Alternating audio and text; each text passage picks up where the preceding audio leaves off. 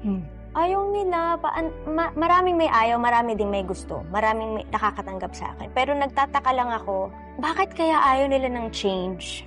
Tapos Ate Tony, di ba nag-grow din ako as an artist? Kasi pag singer ka, hindi ka lang dapat naka-stay lang doon sa isang genre. So ako as an artist, ini-improve ko yung sarili ko, gusto kong kumanta ng iba. Nung nag-start ako kumanta ng mga rock, parang ay hindi na siya sweet girl. Ay, ba't siya nagbago? Nagda-drugs na ba siya? Oh my gosh, na ano ako. Nung nakita ko yun, masakit. Ano yung masakit na nakita mo? Nasabihan akong, nagda-drugs ka.